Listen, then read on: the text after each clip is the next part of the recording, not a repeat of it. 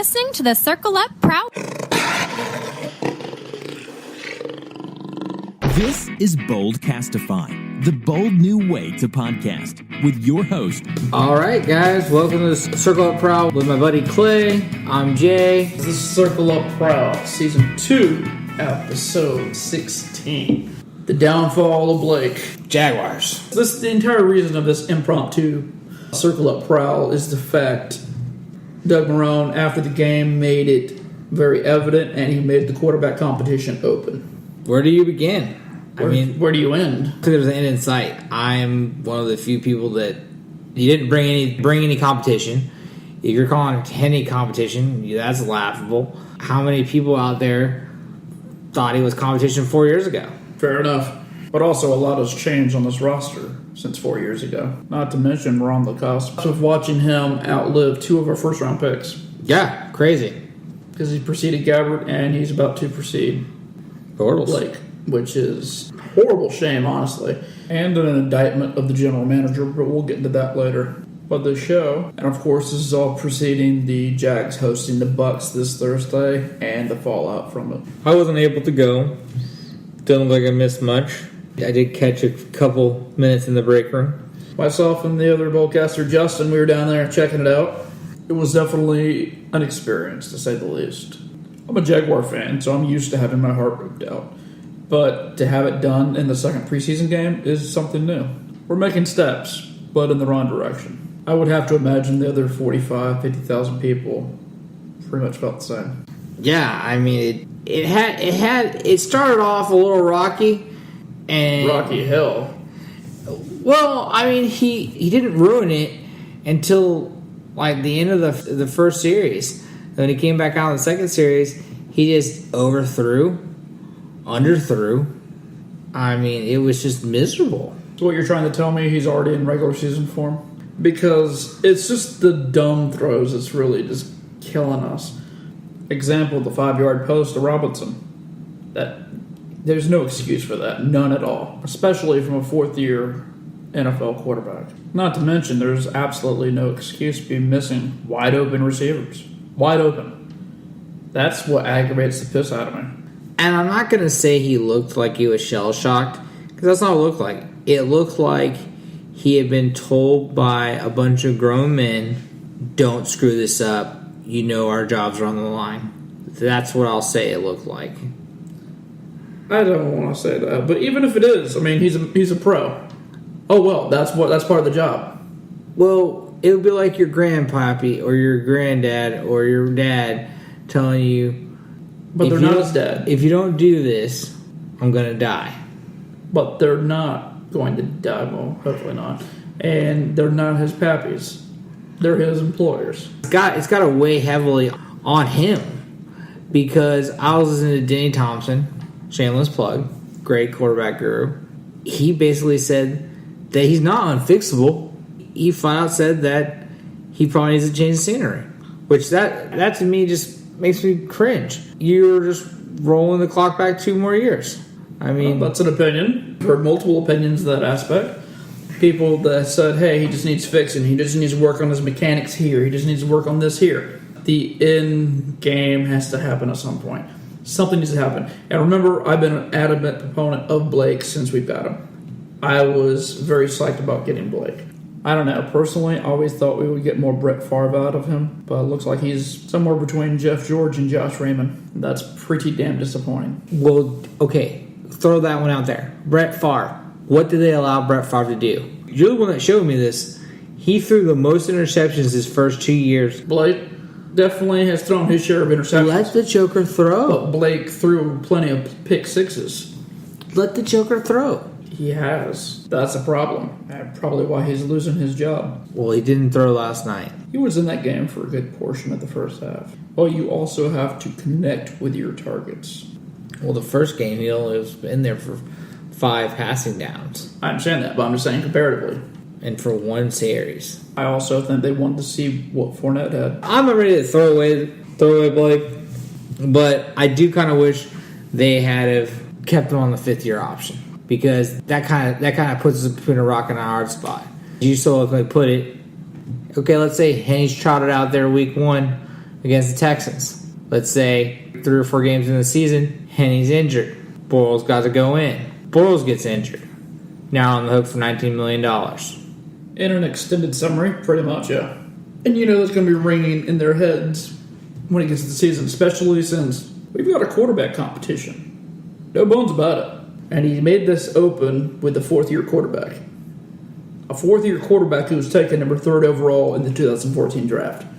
What does it say? This says your quarterback has fallen back into the pack equivalent to Chad Henne, who hasn't taken A rep since 2014. Essentially, yeah. Who has not been your starter for a season since 13. 3.5 games in, right? Yes, that is when he gave it up to Blake. Think about these averages here. This is from the worldwide leader in sports. Total QBR. Blake Bortles, 46.1. Henne, 46.2. Career passing percentage. 59 for Bortles and 60 for Henne. Yards per attempt, they are both net even at 6.6, and that's a career. Also, in addition to that, we have Pro Football Focus's numbers from the first 2 preseason games. The completion ratio for the 2 quarterbacks through the first 2 games, 72.2 for Blake and 87.5 for Chad. Here's a very noticeable stat.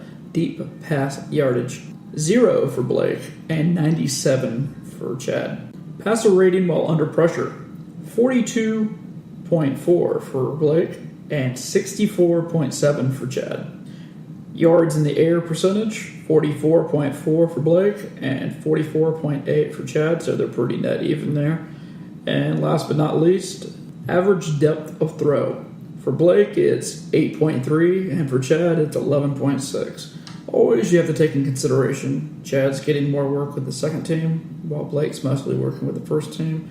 But of course, I think that's going to change coming up for the 3rd preseason game. Somehow, Check Down Chad has parlayed that into, I want to say, 11 years in the league. Winning. 32 years old. Probably looking like our opening day starter. Something I don't understand. People would try to explain to me, but I guess I'm just stubborn and don't care to want to understand it. That should be good. If you don't have really a chance in heck to make the playoffs with Check Down Chadwick, and I know there's going to be some people out there that say, just get behind him. Well, number one, I'm not an idiot. Number one, do you guys remember 4 years ago? Ding, ding, ding. Conveniently, you guys were forgotten. All right, well, let me give it to you from this perspective. 4 years ago, what was your receiving corps looking like? I guess we had Cecil Shorts, Mike Brown, and as you reminded me earlier before the show, we had Justin Blackman. Bag of chips here. Yeah, for like a bag of chips and a half flat soda. Hopefully it was Mountain Dew. Perhaps. I will bite. Why not put out Brandon Allen? Just for the giggles. I actually would be very open to it. I got to give credit to Zach Goodell. He was the first one to really start knocking this horse down. I mean, he was quite adamant about wanting to see Allen in the lineup last year even. But we've seen him. I mean, if you looked at him in the last 4th quarter of the last game, you could see more progressions out of Allen. It doesn't look like a puppy. It didn't look like a puppy to me. I would say he does not look like a puppy. You're seeing more progressions, more natural reads, and pocket presence out of him. Like, you can see him feel the pressure even more than what I could see Henne and even Blake doing. Granted, you're seeing it against 3rd string. Feeling the pressure is a natural trait. He was able to feel the pressure and move up into the gap. Eluding defenders, it's just a natural pocket presence while the defender's coming around. So Allen already has a natural sense. Honestly, if you look at Brandon Allen's collegiate numbers, they're very equivalent to what Blake's were coming out. Oh, great. I want to say yardage-wise, they're off by 100, maybe 200. We've got a common theme here with our quarterback whisperer, Dave Caldwell. A lot of people around the league were kind of high on him when he came out. He's just his size. Supposedly wasn't really super awesome. He has small hands. And that's another thing. His hands are kind of tiny. I would be very fine with him getting the start at some point. Yeah. But obviously, they're probably going to try to give it to Henne first because of the experience. Not be shocking to see him within like 4 or 5 games. Marone's already alluded to the fact he's open to having Brandon in there. And I know as crazy as it seems, really bothers me. We as fans saw the writing on the wall last year, and they refused to. and they refused to. And supposedly, one of the reasons why Doug Marrone got the job is because he was willing to work with Blake. It just confuses me. Well, he was willing to work with Blake and Tom, because Tom's the one that recommended him, along with Belichick. I don't know. It's an indictment on the front office in multiple aspects. We could have been the only people that seen this. We've seen this last year. We've seen this for a while. But it was very evident last year. Yeah. That's what I'm saying. It was very evident last year, especially when the fact, after Gus was relieved of his duties, there was the talk that it was going to be Allen for those final 2 games. Yep. I still don't know who. Supposedly, it's been said it's been Marrone that decided to keep it with Blake because it was an easier transition. Who's to say it wasn't Dave Caldwell? It could have been Dave. You have to be kind of stubborn in this league to get places, obviously. Oh, absolutely. And you're always going to be very, very stubborn when it comes to your guy. Yeah, and especially your number 1 overall picks. First round draft picks, you mean? I mean, for us, not specifically in the draft. Close enough. I mean, a quarterback is what makes and breaks a GM. Do you think this quarterback should make and break this GM? Yes, but it's probably not going to, which that really kind of irritates me. I have to say, I'd be a little taken back if this doesn't do it. Luke, I just saw him last night playing up in Seattle. Looking like $1 million or looking like a 50-cent piece? He was playing in the third quarter. It is what it is. Well, $9 million, that gets you out there in Seattle. Have fun with that. Then you have Dante, who's doing Dante things right now. I don't want to label him a bust yet, but he's definitely still not lived up to the 3rd overall pick. The jury's still out. Yeah, the jury's still out on him. Technically a 3rd-year player. He's only playing in his 2nd year. Whatever. We'll have to get back to you on that. We'll get back to you halfway through the season. Just someone remind us. Hit us back on the Snapchat or something. But, okay, let's move away from the quarterbacks. Because we know our quarterbacks in Duval County are crap. For those of you who just didn't see what I just did, I literally swept them off our table. Yeah, he did. He literally just pulled the broom out and swept them across the table. Yep. That's not very sanitary. Let's talk about running backs. All right. At one point in time... You talking the one in the booth that does halftime games? Or are you talking the one in the luxury suite? Yeah. All right, let's talk about the fact that the first quarter, I believe the Buccaneers have between 50 and 56 yards. We had a solid... One. I know we lost that yard at one point. I know, yes, we did. We had a solid 1 yard. Said this, and we'll continue to say this. TJ Yeldon, you're trash. You're going to be on the roster because you're cheap. But just know, after next year, you're gone. I'll make sure to tag him in it. I'm still not sold he's on the roster opening day. Might be. He probably will be. He's probably got to be because we don't have much depth. We just picked up off the scrap heap 2 weeks ago, I guess. I mean, it probably doesn't matter. I mean, with the other running backs, I mean, who cares? Corey Grant. Corey Grant's fine. Corey Grant, yes. Corey Grant. He's just not good. And if you could take Corey Grant and TJ Yeldon and have like some kind of science experiment and merge them into one player, that should be a decent running back. Because think about it, you'd have a pretty good third down back. Hell, if not a starter. TJ's pass protection and his frame, his Corey Grant's burst of speed and agility. That's a winning combination. And be able to pick up the linebacker. Oh, sorry, that's almost Fred Taylor. And then you have Chris Ivory. Speaking of picking up the linebacker, bitch. Someone needs to teach him who he needs to block. I also learned how to follow a block. Because I saw him run into the back of his own offensive lineman 3 straight runs. And maybe they're not getting open the lane. We know you're a big dude, Chris. We know it. Tell him to bust out the elbows a little bit. Or maybe when he got that dick broke, it messed his life up. I don't know. Chris, you gotta do something. Because this is your year. After this year, you're gone. Something's gotta happen. He's expensive. We currently host 2 of the top 10 highest paid running backs in the league. I mean, we can definitely look at a lot of things. Something that Clay might have mentioned to you guys a little earlier before I got into my ranting about the running backs. Why in the hell was it 7 or 9 players up in a suite? I don't give a fuck less if you are a perennial Pro Bowler, an All Worlds. All Worlds? You should be down there on the field, coaching up some boys, talking X's and O's, not up there chatting on your cell phone. I don't care who the heck you are. That shocked me right there with the tough TC mantra that everyone's trying to shove down. I think TC's getting soft. I'm going to come around and say it. TC, you're getting soft. Well, you heard it here first, folks. TC's getting soft. Clarify, that was Jason. Clay doesn't think you're getting soft. I seen the up downs. I didn't like that look. Bullcastify Sports exclusive. They panned it to it. You had Ramsey, you had Boyer, you had running back Leonard Fournette, a bunch of them. Yeah, 7 or 8 up there, between 7 and 9. I'm not 100% sure on the exact number. Conflicting reports. You had a handful. Yeah, that's garbage. Lee was up there. Yeah. Well, I can understand Lee. You don't want Lee hobbling around and getting crushed, tripping up somebody. Okay, whatever. No, Hearns was on the sideline. Hearns bringing his lunch pail to work. That's why that guy keeps his roster spot. He might not be playing, but that's why he keeps his roster spot. Because he brings his lunch pail to work. Speaking of that, why didn't he play? Or a little hurt. No, he was a healthy scratch, bro. Oh, he was a healthy scratch? Yeah, he was good to go. I was told otherwise. Pulled something before the game or something. He was supposed to be good to go. I was told otherwise. I digress on that one. But what I will say, and maybe it's just me, you need to get this crap out of your head about us getting rid of Fowler. Any number of these picks for a dang quarterback. Why would you give an up-and-coming player for a virtually unknown? That depends on the quarterback. Depends how you feel about that quarterback. Not to mention, it also depends on how you value the player you're giving up.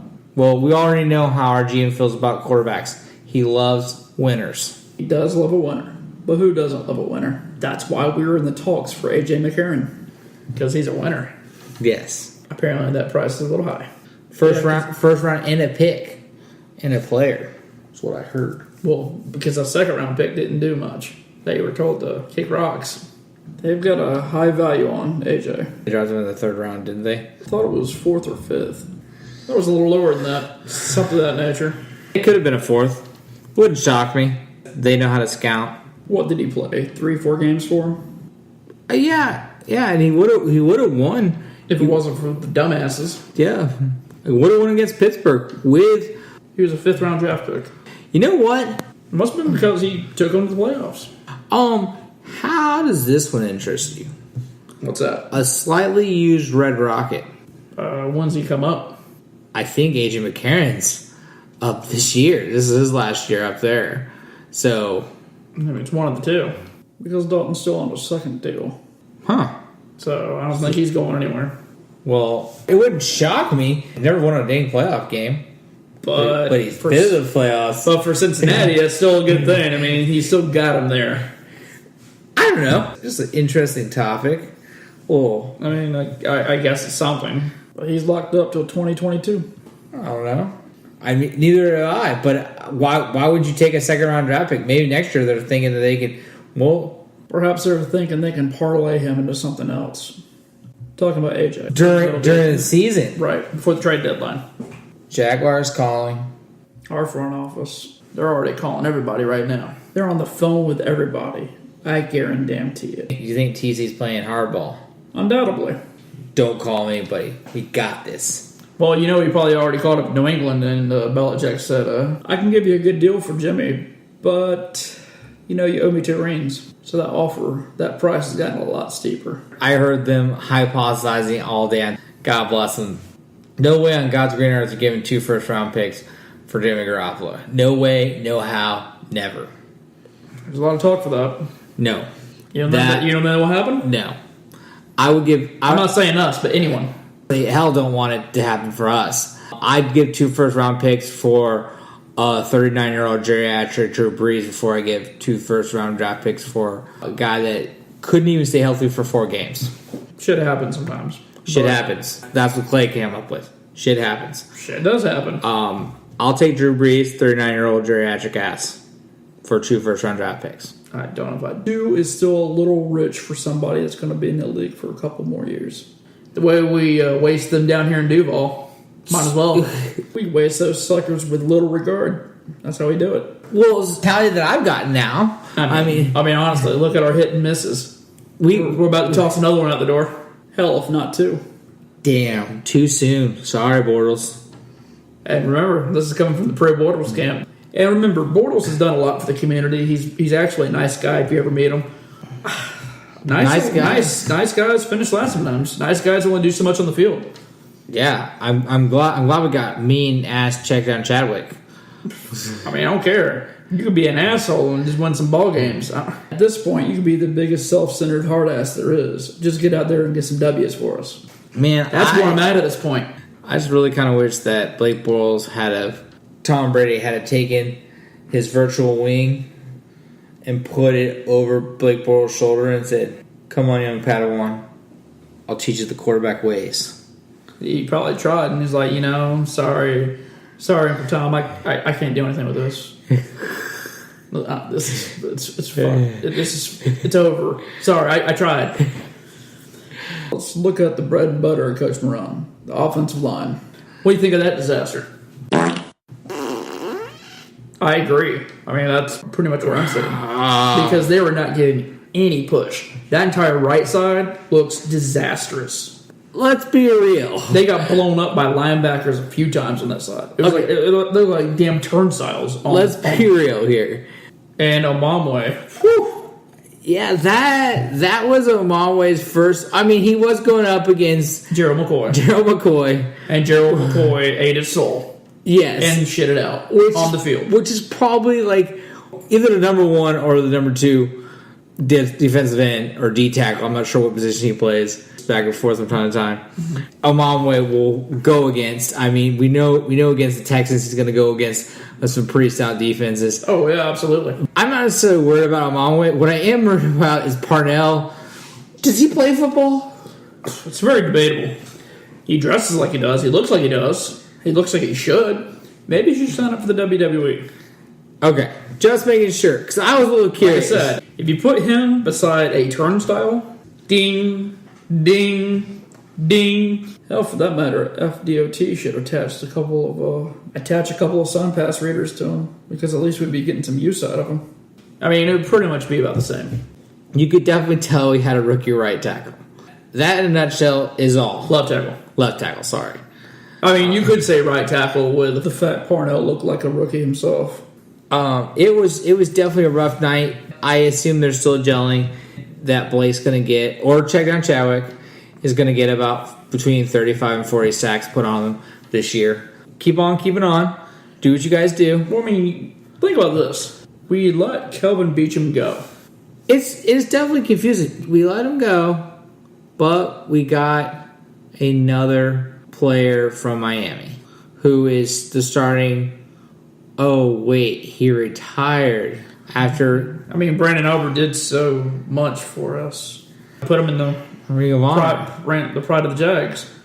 Maybe they'll have the pride of the training camp Jags for both him and Hugh Douglas. But at any rate, with Tyson Alabalo's knee. Yeah. Oh, sorry, too soon. That was definitely kind of confusing. I'm not gonna lie. That whole debacle. Towards the end of the year, if the line stays virtually the same, maybe one player gets injured or something like that, it'll even out, but it's still going to be a ton of sacks. I think we all know that. Yeah, absolutely. I agree. Now, here's something that's kind of confusing. And don't tell me it's because they didn't have any corners. Where the hell was this defense that finished in the top 6 this year? Last night. Dude, I have no idea. That was terrible. It looked like Malik Jackson. Malik Calais had good showings. Yannick and Telvin were there. He was around, but they definitely took a slide back. But they were definitely there. They were fine. I'm not worried about them. The 4 of them, I'm not worried about. The 4 of them, I'm really not worried about. They're going to be consistent. I feel. Yeah, I'm content. I'm not worried about them. They're going to be consistent. Even Dante looked better later on. Sheldon Day had a good game. Yes, he did. But there's a lot of aspects that really worried the hell out of me. The fact that they weren't able to stop the run and they were built to stop the run. Yeah, it's kind of like Groundhog Day all over again in multiple aspects. I forget the stat line, but anyway, we ended up with Tampa Bay ended up with like over 240 yards rushing. We ended up with a solid 56, something like that. The muscle hamster, man, he went ham on us. He is definitely coming back into form. But still no excuse. The way this defense is built, we should have had him shut down. Or at least contained. A lot more contained than what we did. We were allowing them to go all over. With honestly little resistance. And then no excuse for it. You have Jason freaking Myers. Do we even need to say anything? Why? Question mark. Why? Well, that's why there's someone else coming in. Actually, two people. You have Dan Carpenter. And the guy from the Browns. Do we really expect much of a competition because it's this late in the game? I was definitely kind of surprised. Not that I really wanted him. Patrick Murray. Not that I really wanted him, but I was definitely surprised that we didn't even take a flyer on Robert Aguirre, Rookie Aguirre, whatever his name is. Roberto Aguirre. Roberto Aguirre? Roberto Aguirre. Robert Aguirre. Roberto. That's about the same. It's just one of the Hispanic ones. When your kicker is this crappy, you take flyers on every kicker. But Roberto was worse than Myers. I know it's shocking, but he was. That's why he got cut already. For some reason, I think wherever he lands next, I think he's in Chicago. I think he'll do better because he doesn't have much. That second round draft status for like a kicker, it's got to mess with your head a little bit. I mean, Janikowski's doing pretty good. He's going on 20 years. Yeah, but and he was drafted in the first round. Yeah, but that was 20 years ago. We don't do that kind of crap anymore. No, we didn't do that crap then. I'm just telling you. Unless you're Tampa Bay. It's a first round draft status, and he's still holding strong. And the sad part is Roberto got drafted last year and already cut. Yeah, and that doesn't cause a. That tells you how bad he was, and they traded up for him. What I'm saying is, it had to be close first and second then with our boy Jason Myers. Myers was sadly more consistent, much more consistent. Well, he's consistent and missing. Because I don't think Aguayo had nailed anything further than 40, 42 since he'd been in Tampa. And missed a number of extra points. That is a big reason why he is now a Chicago Bear. So, hey, maybe a new change of scenery will help him out a whole lot. All right, let's look at a bright side of things. Let's get off this darkness, this whole disaster that we saw last night. What about Keenan Cole? What do you think? Keenan Cole. Yes, that is his name. I think it comes down. I think two of them are probably vying for one spot. Two who? The two wide receivers, the Shane Wynn guy and the Keenan Cole guy on the active 53. I like him. Undoubtedly. I mean, hell, he was playing with the ones. So I'd say he's definitely made an impact. Or should I say, actually, Wynn was playing with the ones. He came in later, was playing with the ones. But still, Cole's, both of them, they like them both. They both have done really well. Cole, his speed, he's flashed. With everything he did last night, I'd be very shocked if he can't make it to 53. He had a 31-yard punt return? Yeah, the only thing that would have made it better if he was able to catch his own dang touchdown pass. That would have probably sealed his own touchdown pass? Yeah. That would probably sealed it. That would have been impressive. But, like I spoke about before, the receivers aren't used to being hitting the numbers. Kind of throw them off. Yes, this is very true. Touche, I forgot. Keep that in mind. But with the fact of him having the punt returns, that's probably right there pushing Rashad out. That's a little saddening because I kind of had a little thing with Rashad because I was told a couple years back that he had hands. Yeah. I did not see them. Being a Florida State person, when you can hear us talk about Florida State on the Bullcastified College Series, he definitely had hands in college. He had fantastic hands. Helped lead Florida State to a national title in 2013. The speed of the game, whatever's happened, he has not been able to translate that over his career with the Jacksonville Jaguars. He's had some high points. He's had a lot more low points. Do I think he's salvageable? Probably. But unfortunately, I think with the way this roster's lining up, this receiving core is lining up, I think he's going to be on the outside looking in, unfortunately. With that being said, D.D. Westbrook. I was a little surprised. Why do you think they put Shane Wynn in before D.D. Westbrook? Because Shane Wynn was in with the 1s and 2s. Westbrook, I think, came in later in 2s and 3s, maybe the 4s. Cole and Wynn was in before him. Why do you think that was? Do you think it could be two things? Do you think one? Do you think they're really trying to trade off perspective, package it up with like another pick?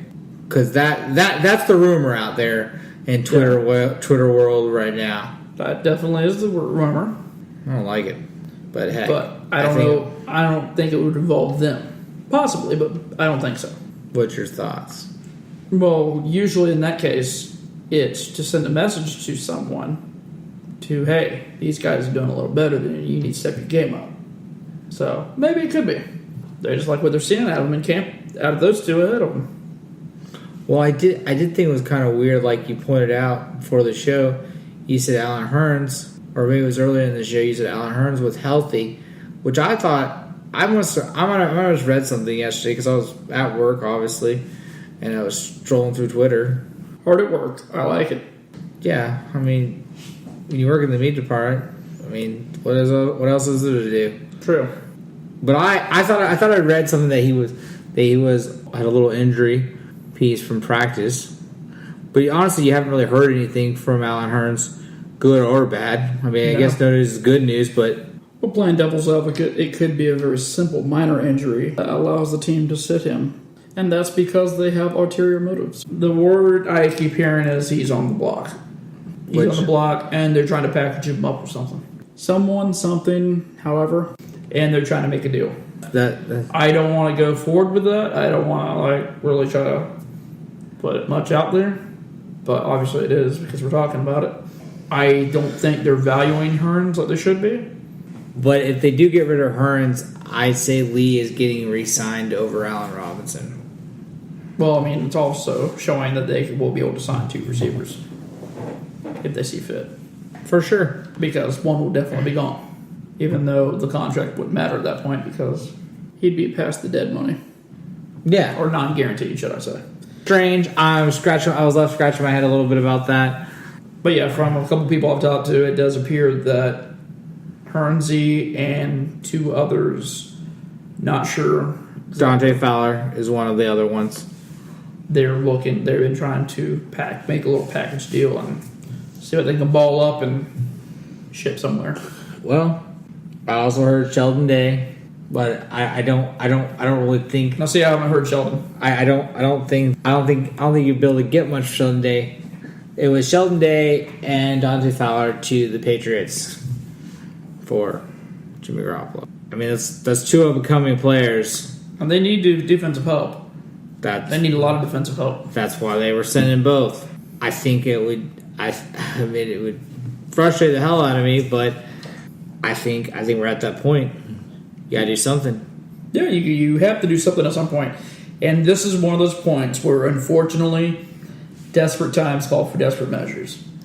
Why not throw that trade at Saints then? Because you're trading 2 real young players for an old player that could retire anytime now. I mean, yeah, it's true. And you're looking at trading for a player that you can have for the foreseeable future. Now, the downside of trading for Jimmy Garoppolo is you're trading for a player who, well, his deal is up next year. Yeah. So you will be essentially renting a player for 1 year unless you can re-sign him. Which you more likely will if he has a good year. Right. But, I mean, it's still the fact, will you be able to sign him? And then again, you'll have to re-sign him. Oh, yeah. Which, more than likely, Jimmy G, he will pretty much guarantee a nice, even though he hasn't played that much, he will be looking somewhere in that Derek Carr kind of money. Yeah. Are you serious? I'm dead serious. No. Say it isn't so. The equity he's already built up. What kind of equity though? That's behind Brady and everything. Well, we saw 2 other quarterbacks that were behind Brady. We actually played against 2 other quarterbacks that were behind Brady. They were hot garbage. Yes. I think. But a lot of people feel that this guy is legit. Well, didn't a lot of people feel that Blake Bortles was legit? I'm playing the devil's advocate here. Of course. But like anything else in the National Football League, it's trial and error. It's all trial and error. Well, You might as well take a whole friggin' a humongous dartboard, just quintuple it, however many pieces you want to put on there, and take a little miniature dart and start chunking it. That's getting right. That's getting the player right, essentially. well, I'm just going to throw out this one idea. Let's say you're able to get 4 more years out of Drew Brees. I'd take 4 years guaranteed Drew Brees playing within 3,000 to 4,000 yards, within the 3,000 to 4,000 yard range. And we're not even saying over 5,000 yards, people. 4 years of 3,000 to 4,000 yards. I'll take four years of that. I love that idea. It sounds great. But you're also talking about a quarterback that's 38 years old. So you're probably not going to get 4 more years of that. He didn't show no signs of stopping last year. I think he held his own still, 9 years in a row, right? 5,000 yards. But it doesn't take much. You hit that magic threshold, it all goes downhill from there. Brady, as you so aptly like to put it, is an anomaly. And we still haven't seen it yet, but most quarterbacks, when they hit that 39, 38, 39, 40 threshold, their gameplay starts to teeter off or just drastically declines. I mean, look at Peyton. Yeah, So far, no quarterback has ever won a playoff game at the age of 40. I'm going to reserve judgment because I don't want him to win. And obviously, Tom Torovic would be on the first on that list because he's just coming off of winning Super Bowl at the age of 39. Breeze definitely has the potential to keep that streak going or keep his consistency going. But at the same time, the historical odds are definitely not in his favor. And with that being said, long term, you have a lot more potential upside with Jimmy G, Kirk Cousins. What? What's wrong with Kirk Cousins? I don't like him. Jason's making a horrific face like someone punched him in the dick. Yeah, I don't really like Kirk Cousins. Why don't you like Kirk Cousins? I don't know. He's never struck me as a guy that can take the team on his back. When you need a game to be won, he doesn't never strike me. That's something. All right, well let's go over this real quick. That's something that I could. 2015, he threw for 4,166 yards, 4,000, and he had 29 touchdowns and 11 picks. That's a pretty good ratio. Yeah, he had an over 100 quarterback ratio. Then you go into last year, lower completion ratio, but he had almost 5,000 yards. Nice. Almost 5,000 yards. 4,917 yards. 25 touchdowns, went down a little bit, and 12 interceptions. His interception total went up by 1. But he threw the ball all over the place. Yeah, I think because the running back situation was horrendous last year, because I think they got rid of Alfred Morris the year before. I don't know. He strikes me as someone that could probably work pretty all right. He is going to cost you more, Derek Carr. He's going to cost you more than Andrew Luck. Well, Derek Carr is more than Andrew Luck, so. He's going to cost you more. He will probably be close to the highest paid quarterback in the NFL if he were to get signed outside of Washington. And even Washington, he's not giving them a hometown discount. I mean, it remains to be seen. I guess I'm for the old geriatric, which totally goes against my football god meter, or whatever you want to call it. Uh-huh. Especially at that position, I view that position as at a premium. Well, I mean, I do too, but you want someone where they've been doing it for a while. I understand that. You want someone with experience. But you also want someone that can do it for another 10 years. I mean, he ain't spring chicken either. I think he's 28 years old. 28. So you're talking about he'll be Drew Brees' age in 10 years. Yeah. So logically, if you get 10 years out of him, we'll have already been rebuilding this team again at this point. I guess that's my point. I guess it's one of those things. I often wonder, you're a lot better. If he was so good, then why the hell isn't he being re-signed, or why the hell are they not trying to sign him? They undervalue him. They always have. Well, they always have. Well, that's my point. There's always been an undervaluing of him because of the whole RG3 situation. He was taking the same draft of RG. Yeah, I understand that, but my point is, if you don't think he's if the people that drafted you don't think, I don't even know if they're the same people up there. There might not. No, be, they're not. But there's got to be some sort of correlation there. I don't know where it's at, but if you don't feel like you're good enough, the team that drafted you is not good enough to resign you, that begs a question. I'm not going to say it doesn't beg a bit of a question, but it's not everything. Yeah, sure. Because sometimes they just... sometimes a marriage isn't meant to be. I would take him over Jimmy Garoppolo, for sure. Well, I mean, you definitely have a much more larger sample size. Yeah, I mean, he's actually won a couple. I think he's either taken him close to the playoffs, and I think he's taken him to the playoffs. He's been in the playoffs. Once, right? Yeah. So he's only been a starter for like 3 years. I believe. Maybe 3, but... I think it was 3. Okay, yeah, it's been 3, 4. Yeah, 3. But steadily the whole time, his yardage has blossomed immensely. But I mean, you're talking a huge chunk of cheddar, guaranteed money getting doled out right then. I mean, think about it. It's the same cheddar you would have paid Blake. Oh, I think it's going to definitely be north of $19 million, bud. I've heard rumors like 24, 25 million.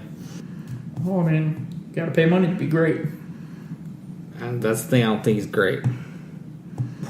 I'm not saying he's great. I'm saying to be great. I didn't say he had to be great. I'm saying the team around. He may be able to put the team over. And that's the thing. I don't think we're great either.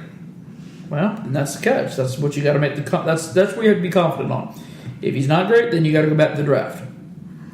But if you got to go back to the draft, then guess what? 2 years.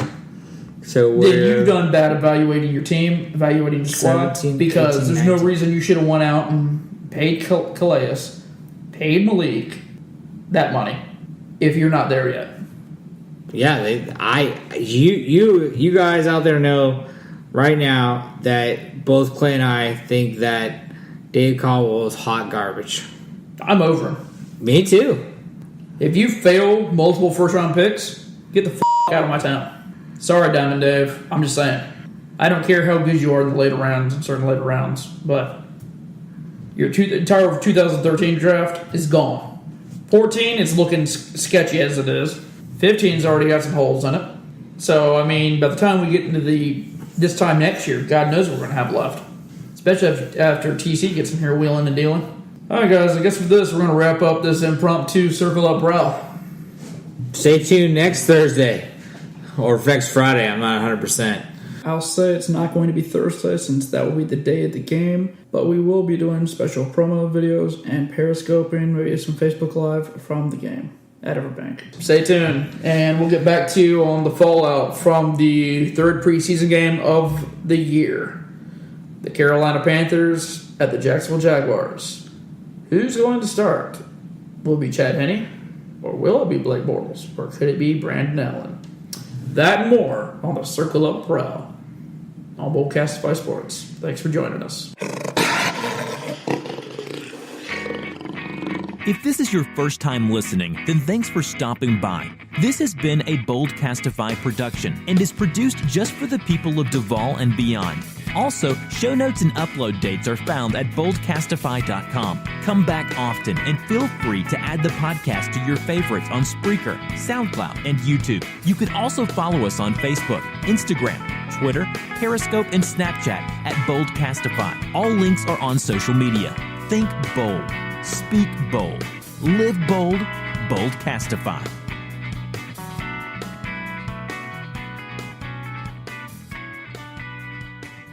Then I have... Steal the show.